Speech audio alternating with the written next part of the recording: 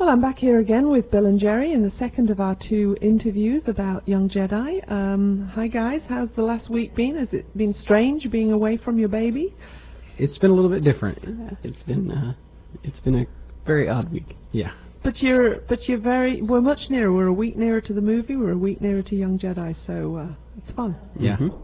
Good. Well, okay, we'll get going. Okay, well, let's get back to Young Jedi. So I wanted to mention Tom and Rolly, and I'll be talking to them at a future date, because I know it's a really interesting process that you guys all go through when, they work on certain aspects of the concept and then it all comes together, and I'm not sure how many people out there realize that. And they've played a big part in Young Jedi. So we'll be talking to them, and also to Warren, of course, where does Warren fit into the process? Well, Warren, as always, defines and drives the creative vision for just about everything we do. Young Jedi was really Warren's conception. It was his vision all along.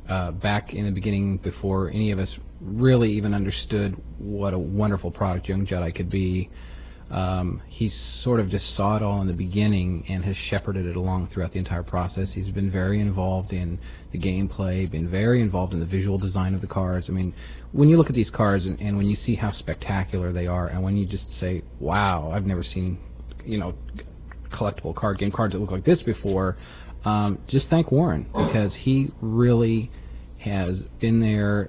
It's the joke he always makes about himself is the unreasonable standard of excellence. I mean, he demanded the unreasonable and made it happen, and so now we're all going to get to enjoy that. Yeah, he's kind of he's been referred to kind of as the Renaissance man of Decipher. He gets involved in the gameplay and then starts working on the art, and then works on all of the technical details of printing and so on and so forth. So he really drove where the gameplay needed to be and where the art needed to be and scheduling and all sorts of things. So he's been pretty much the focal point for the game. And you've been pulling a few all-nighters recently. Oh yeah, a few. We've had a lot of long hours to bring this all together, but I think it's really been worth it. My personal feeling is we have a really great marriage of gameplay and collectability and a Star Wars imagery and detail and a little bit of backstory, and all these elements coming together in a really nice blend that probably nobody thought was possible except Warren. So he's really the one that everyone will need to thank for just what a great blend this product is going to be. Do you think we'll get a raise after all? I'm trying really hard to suck up as much as I possibly can here, so I hope he's listening. I'm going to make sure he does. This is classic, guys. You should see the faces of the marketing department at the moment. They're like, who are these guys? Yeah, I didn't think Marcus could roll his eyes back that far. No, I think it's nice for people to understand what goes on in this kind of process, and when it's so easy to look at a handful of cards and enjoy them, but have no understanding of what's behind all that. Now, one of the major differences this time is that you've been working on a product that is associated with a movie that doesn't yet exist. Has that been very different? Oh yeah. Yeah, it's been a real challenge. It's a bit of a moving target because, as Jerry says, we've been working on this product since last fall, and last fall a lot of elements for the film were still in flux because, just like our card game changes and evolves as we're getting to the end of the process, and the film evolved and changed in little ways as George Lucas was getting to the end of his process. So we never, really saw the big picture at any given point as we were moving along. So it was a real challenge to work hand in hand with Lucas on an almost daily basis to make sure that we were, representing the film faithfully and having the level of detail and realism and canonicity that we like to have in all of our games. So it really has been a challenge to basically create this entire card game before we've really seen the film. Yeah, I mean, as in George Lucas's 60 Minutes interview that he just did, he talked about how he has the luxury to keep changing things until about 2 weeks before the actual release date, which has thrown us into some pandemonium every now and then. But it's been far different from having 3 movies that you can draw from at any point in time. You know how the story begins, you know how the story ends. It's just been a very different experience. There's kind of an interesting side note here. I know some people have questioned why we've done Young Jedi first instead of doing a larger, more full-featured CCG. And actually, your question really leads to the answer to that, because a full-featured CCG where you go into every possible detail, where you show timer mines and you have a card for every single thing that happened in the film, could never be done before a film's been released, because you just don't have access to that level of detail yet, and nobody, probably not even George Lucas, knows today exactly what that final film's going to look like. Young Jedi is a product that comes in at a more big picture level. Does not go into all of those details, although it does have a lot of gameplay detail. But Young Jedi is more of a broad-based sampling of what's in the film that gives the whole story arc without that level of detail, and really it's more feasible to do that. Well, that's great that you brought that up, because obviously I've had people questioning, why did you do this? Why did you do a simpler CCG first, or why are you doing two? And I think as development people and core gamers, core collectors, and definitely not 9 to 13-year-olds or anywhere near, you can probably give a fairly objective viewpoint on that. For the people out there to explain, that philosophy from your point of view. Yeah, one of the things that we hear from our customers every now and then is that some of them very much enjoy playing in the classic Star Wars universe, and others want to be playing more of the movie. They want to play the events that occurred in the movie, and I think that Young Jedi leans more towards the players that want to relive and re-experience what occurred during the movie than playing in the more broader universe with a variety of characters. This is going to have the main characters and the supporting characters and the key locations, the key events, and it's going to be more representative of the movie than our classic game is, which is more representative of the entirety of the Star Wars universe. And that classic universe is so rich now, of course, and yet I guess over the next year or so, the minute the movie's out, I guess the universe that this movie, or the time in the universe that this movie takes place, will begin to emerge from all the masses of stuff that's going to be produced. Right. Yeah, I'm sure it will. I think Jerry's comments about that are really good. Another way to look at the difference between the two games is to say that Young Jedi is a very focused, highly interactive battle game that has the elements of the film, whereas the larger game later on will have those elements and will also have the more larger variety of strategies and going into the game at different levels and going in trying to win in different ways. Much like the classic game has a lot of different ways that you can win that aren't necessarily based around a big story theme that you saw in the film. Whereas Young Jedi, everything is basically what you see in the film. It's a battle game, and it's all about the battles that you see in the film. So it's more focused. It's a quicker paced game than our existing CCGs. It's a game where you can build a deck very quickly. You can play a game very quickly. You can play 2 or 3 more games very quickly before your lunch hour is over. So it really just provides kind of a different experience than, say, the classic game has, just in terms of the pace of the game and the length of the game and that trade-off between how much time you invest versus how much strategic detail is there. And I think people will ultimately really enjoy doing both, or playing actually all 3 of our Star Wars CCGs that we'll eventually have. Well, I talked to Jerry earlier about the compatibility issue, and I'm going to raise it with you just because it's the most asked question at the moment, and I'm pretty sure that everybody out there knows now that Young Jedi is absolutely not compatible with our classic game, and some people are puzzled about why we did that. So I know why we did it. Jerry explained why we did it. What's your point of view on that? Well, one way that I try to answer that question is by drawing a contrast with Star Trek. In the Star Trek universe, you have time travel and parallel universes and chronoton particles and all these quasi-technical ways of all kinds of bizarre things happening. In the Star Wars universe, by contrast, it's basically that one goes there, this one goes here.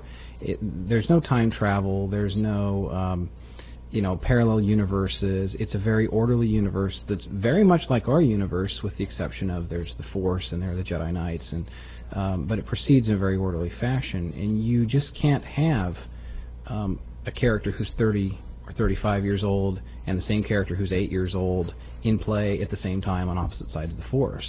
You just can't have things happening in the game that, for example, if Anakin were to die in your game, then how would Darth Vader ever exist in the first place?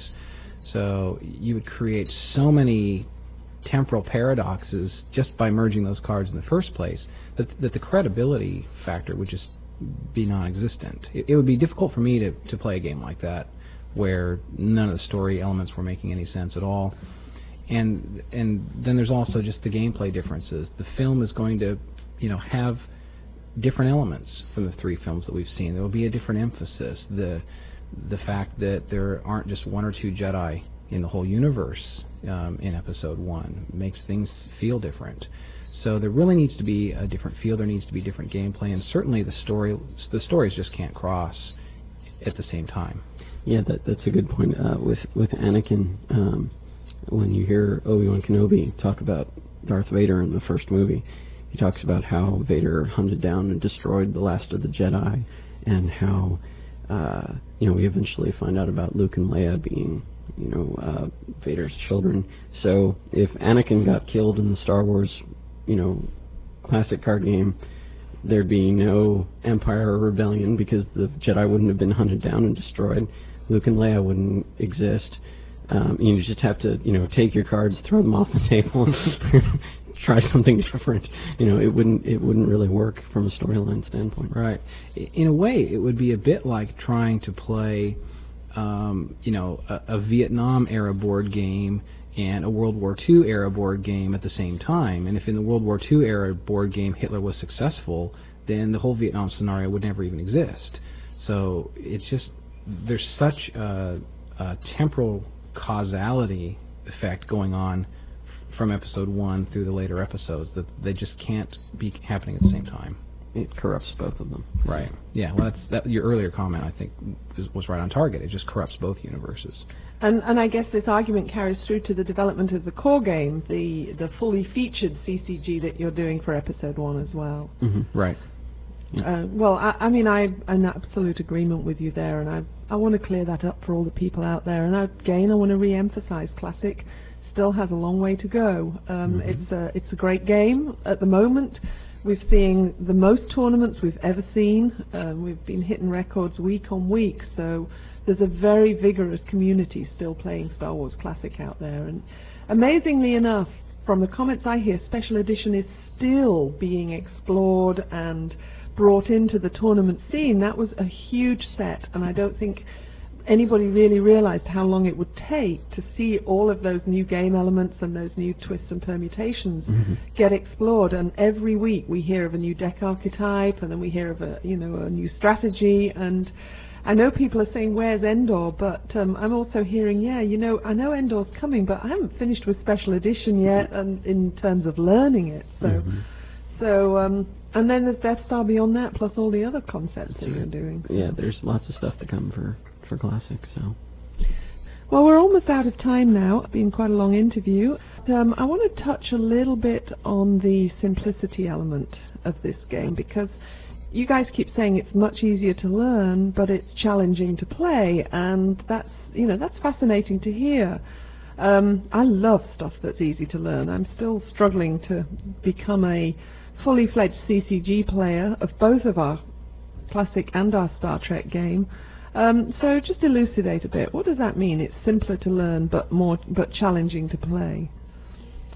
Well, we've tried to create a basic game engine that has a lot of detail in how battle comes about, that has a lot of surprise factor and a lot of unpredictability, but it's basically a simple mechanic to understand. It takes you like 5 minutes to learn it, and you've got it. We've also tried to keep the cards really focused. Everything in the game is really about battle. The cards are about battle. about helping you battle better, about different variety of things you can do in battle.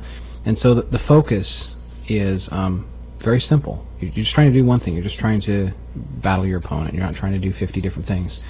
And we've tried really hard to make the rule book very clear and concise. It has a lot of full color illustrations. It really leads you through the process step by step. The starter decks are designed to play right away, get you going right away, and really take you through the process a step at a time so that you really can learn very quickly. Yeah, the mechanism, as Bill said, is very easy to learn, but the things that you can do with the cards in the game, each individual card is going to behave differently. So the depth of the gameplay is derived really out of the cards rather than out of the rules.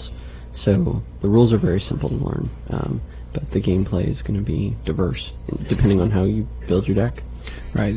To contrast with our existing games, there aren't a lot of rules that you have to learn about movement or costs of things or how many of this you can do in a turn or how many of that you can do in a turn. There are just a few simple rules. The turn sequence is very straightforward. It's a shorter turn sequence than what we have in our existing games, but still has the variety. So most of the decisions that you make and the variety of choices that you have are really card-driven. So there's a low memorization factor. The cards really tell you what they do. The cards are designed to, in a visual way, tell you how they work and summarize for you what that card does. So you don't have to do a lot of reading while you're playing. You don't have to do a lot of reading to get through the rules. The rules have a lot of examples. And they're broken up into little manageable chunks for each little topic. Well, one thing that I hear a lot from young players when I'm out on the road is that even if they learn the game, they have extreme difficulty building competitive decks in our current classic game unless you spend an enormous time studying all the possible combinations and all the possible counters to those combinations. You can devote a lot of time to building a deck and then have it destroyed easily by one archetype. And I think for young players that can be sometimes difficult. Have you done anything to help them in this game? Yeah, we have. We have a deck building system that's built into Young Jedi that uses an element on the cards to help you build your decks. There are just a couple of really simple rules in the rule book that you can just learn in 30 seconds and remember forever that help you build decks quickly that are also balanced. And so what the system does really is both things at the same time. It makes deck building easy for a new player or for a young player, but still allows a lot of flexibility for a more seasoned CCG player who really wants to go in and fine-tune things by the numbers. And at the same time, it makes sure that somebody isn't going to have a broken deck that has 59 copies of one particular card that go in and create a broken deck. And I'm really pleased with how it works. And this was another element that Warren really brought to the design process. And it was one of those things that he proposed, and we were all kind of scratching our heads thinking, that is never going to work. And it turned out to just be this wonderful thing that's simple and elegant, and you have to think about it for about 4 seconds when you first learn it, and then you've got it. And then it's just there, and it works, and it's great. And I think people will really enjoy it. I really think kids will be able to sit down and just build a deck in 5 minutes and be ready to play and be able to go change their deck in a few minutes and fine-tune it a little bit and play again.